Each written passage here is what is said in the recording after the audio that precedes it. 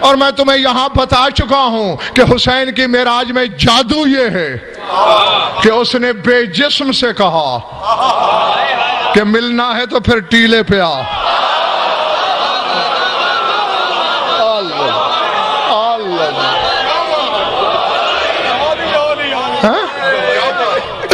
فرمایا حالانکہ مالک ہیں ہم زمین کے، اس لیے خریدنا چاہتا ہوں. بتاؤ قیمت. مولا اگر حکم ہی ہے آپ کا، سمٹ گئی بات. تو مروجہ قیمت اس کی، یہ جو 4 میل کا علاقہ آپ لینا چاہتے ہیں، اس کی 20,000 بنتی ہے. جس کے علم لگاتے ہو اس کی طرف دیکھا. اللہ اکبر. عباس جی ثابت اللہ ساز، جا واپس خیموں میں، پہلے بہن سے پوچھنا. کہتی ہے کہ ہر بات میں میری حصہ داری ہونی چاہیے. اگر قبول ہو جاگیر میں حصہ 30,000 بہن سے لے آنا، 30,000 اصغر کی ماں سے لے آنا. اب خدا کی قسم یہیں سے پتہ چلتا ہے کہ حجت کی مصلحت ہوتی کیا ہے. ہاں سوچ میں ہے بنی اسد والے، ہم نے 20 مانگے، یہ 60,000 منگوا رہا ہے جو پرسے کی نیت لے کے آیا ہے. ہاں بڑی جلدی میں آپ کو گھر بھیجنے لگا ہوں. یقیناً پردے داروں میں حصے دار موجود ہے اور تم میں سلطان کربلا.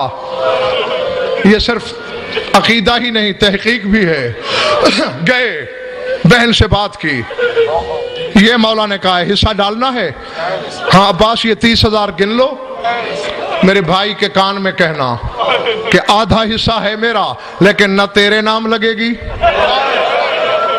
نہ میرے نام، اس کے نام لگوا دے جو آدھا تیرا ہے آدھا میرا. یہ جاگیر میرے اکبر کے نام ہونی چاہیے. العظمت للہ. اللہ اکبر. میں تمہیں دعائی دے سکتا ہوں کہ جو آنکھیں اس غم میں روتی ہیں خدا کرے کبھی کسی غم میں نہ روئے. 60,000 آئے، مولا نے کہا گن لو بنی اسد والو.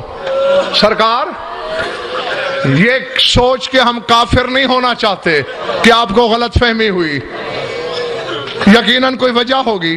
سرکار ہم نے تو 20,000 کہے، یہ 60,000 کس چیز کے؟ جو رونے کی نیت لے کے بیٹھا ہے اور سینے میں گوشت رکھتا ہے، جملے اس کے لیے ہیں. ٹھنڈی سانس لے کے کہا یہ 20,000 تمہاری زمین کے. ٹھیک ہے سرکار، دیکھنا میری طرف. دوسرے 20,000 الگ کیے. فرمایا جب تک میری قبر مشہور نہ ہو جائے، میرے ہر زائر کو 3 دن مہمان رکھنا،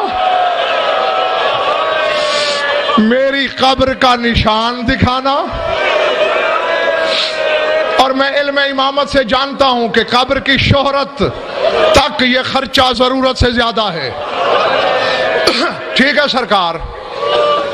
اب دل دکھے تو اپنی قوم کا چھوٹا سا وکیل سمجھ کے معاف کر دینا. اور مولا یہ آخری 20,000 ٹھنڈی سانس لے کے کہا یہ ہماری لاشیں دفن کرنے کے لیے. مولا 20,000 لاشیں دفنانے کے لیے؟ ہاں بنی اسد والو. مولا کتنی لاشیں ہوں گی؟ فرمایا ایک کو میں دفنا دوں گا.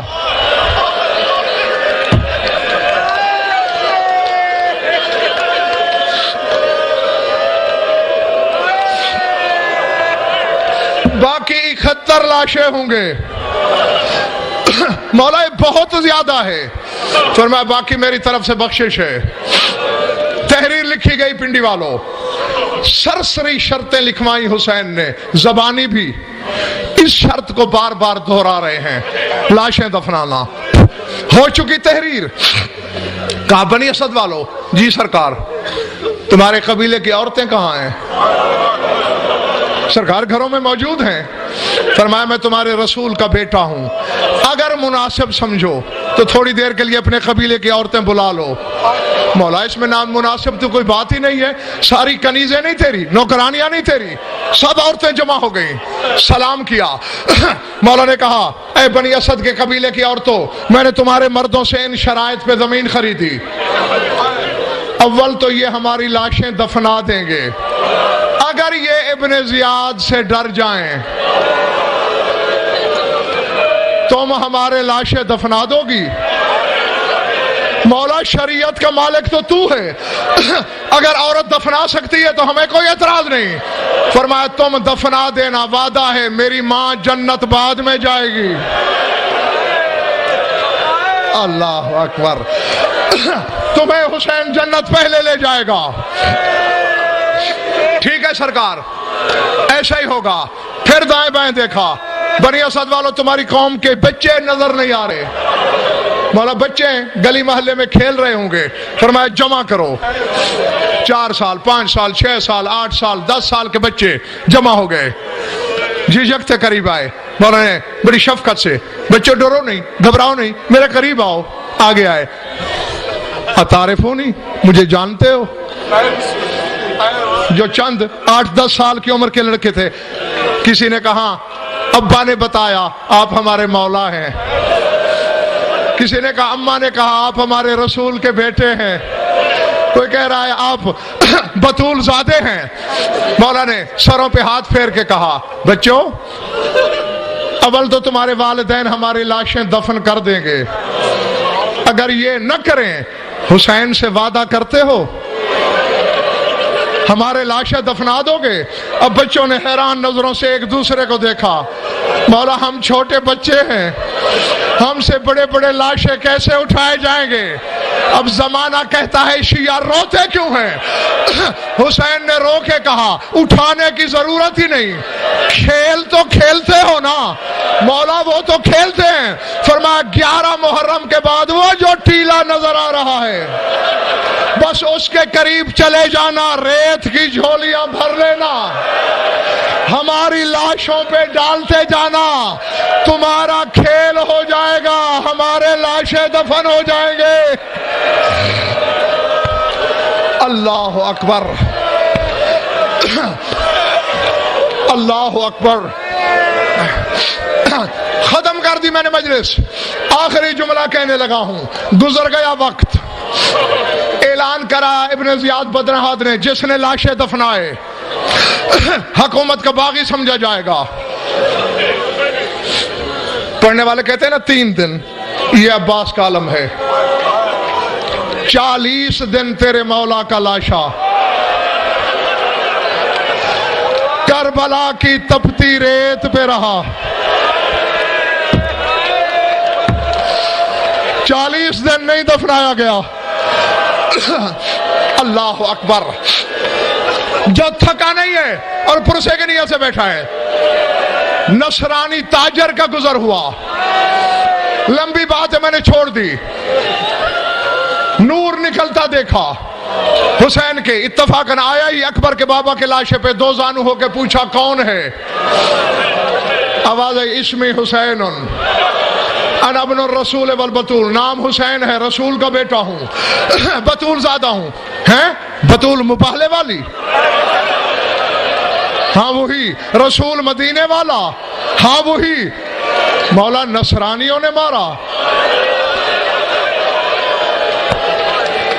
کہا نہیں, نانا کی امت نے کلمے کا حق ادا کیا.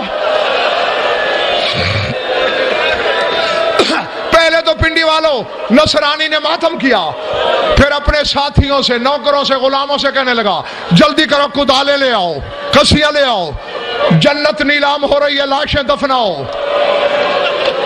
اتفاقاً نہر علقمہ سے بنی اسد کی عورتیں پانی بھرنے آئیں. نصرانیوں کو دیکھا, گھڑے وہیں پھینکے, دوڑی دوڑی بستی میں گئیں, سروں سے چادریں اتار کے مردوں کی طرف پھینکی. کہا یہ چادریں تم لے لو, تلواریں ہمیں دے دو. قیامت آ گئی ہے, رسول کے بیٹے کو نصرانی دفنائیں گے. غیر مسلم دفن کریں گے، تلواریں نکال کے بنی اسد والے آئے، کافروں ہٹ جاؤ۔ نصرانی نے کہا شرم نہیں آئی تمہیں؟ بیٹا تمہارے رسول کا ہے یا ہمارے رسول کا؟ 40 دن تمہیں لاشیں نظر نہیں آئے، خبردار اب قریب نہ آنا۔ تلوار سے تلوار ٹکرائی، پنڈی والوں اچانک زنجیروں کی جھنکار ابھری، کسی نے رو کے کہا نصرانیوں جنگ نہ کرنا، اس جنگ نے میرے اکبر جیسے جوان مارے، اس جنگ نے میرے قاسم جیسے دولہا مارے، میں خود شام سے بابا کا لاشا دفنانے آیا، بیمار کربلا خود